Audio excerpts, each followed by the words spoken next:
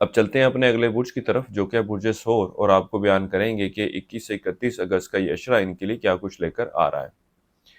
وہ لوگ جو 21 اپریل سے 20 مئی کے اشرے کے دوران پیدا ہوئے ہیں وہ برج ثور کے تحت آتے ہیں۔ اگر آپ کو اپنی تاریخ پیدائش معلوم نہ ہو اور آپ کا نام بے واو سے شروع ہوتا ہے تو بھی آپ برج ثور کے تحت آتے ہیں۔ انگلش میں بات کی جائے تو جن کا نام بی یا ڈبلیو سے شروع ہوتا ہے وہ برج ثور کے تحت آئیں گے۔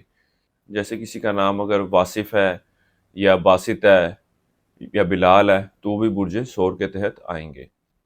اس اشرے کے دوران یار دوستوں سے یا شریک حیات سے کسی مالی فائدے کی کوئی توقع کر رکھی تھی تو وہ ان دنوں میں پوری ہوتی نظر نہیں آ رہی۔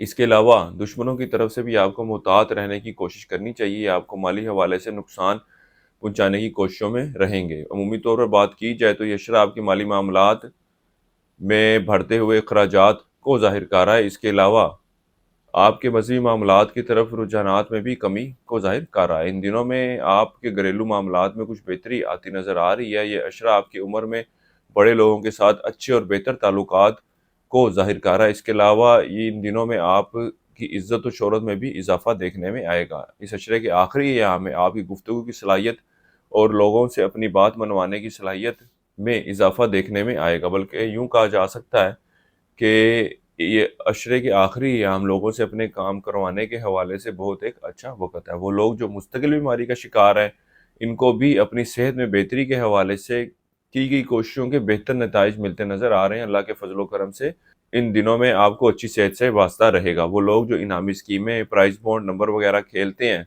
وہ ان دنوں میں ان معاملات سے مالی فائدہ حاصل کرتے نظر نہیں آ رہے۔ اس کے علاوہ عشق و محبت سے وابستہ افراد کے لیے بھی یہ وقت اتنا کوئی خوش آئین ثابت نہ ہوگا۔ یہ عرصہ ان کے آپسی تعلقات میں خرابی اور ناراضگی کو ظاہر کر رہا ہے۔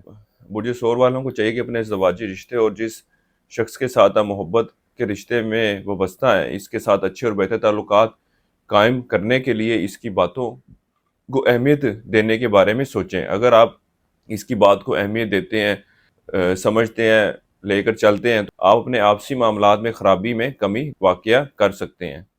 وہ لوگ جو بیرون ملک سفر کرنا چاہتے ہیں یا امیگریشن کے لیے اپلائی کرنا چاہتے ہیں اور ان معاملات کے حوالے سے اس عشرے میں کوشش کرنے کے بارے میں سوچ رہے تھے تو ان دنوں میں اگر آپ کوئی ٹیسٹ وغیرہ دیتے ہیں، کوئی ڈاکومنٹ سبمٹ کرواتے ہیں تو اس حوالے سے کوئی اچھا رزلٹ یا اچھا جواب آتا نظر نہیں آ رہا۔ اس کے علاوہ وہ لوگ جو قانونی معاملات کا شکار ہیں اس عرصے کے دوران ان کے کیس کی کوئی حل طلب شکل نکلتی نظر نہیں آ رہی۔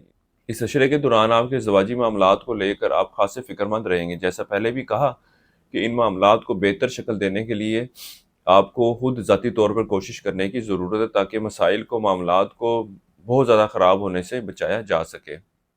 اس کے علاوہ وہ لوگ جن کا ازدواجی معاملات پہلے ہی خرابی کا شکار ہیں یا بار ڈیورس یا علیحدگی کی طرف جا چکی ہے، ان کو بھی چاہیے کہ ان معاملات میں کوئی بھی ایسی ایکٹیویٹی مت کریں جس کی وجہ سے کوئی نتیجہ خیز فیصلہ سننے میں آئے۔ اس عرصے کا وقت طالب علموں کے لیے ایک اچھا اور بہتر وقت ثابت ہوگا کیونکہ تعلیمی معاملات کی طرف خاصی توجہ دیتے نظر آ رہے ہیں۔ اس کے علاوہ یہ تعلیم کے ساتھ ساتھ دیگر سرگرمیوں میں بھی اپنی متاثر کن کارکردگی دکھائیں گے۔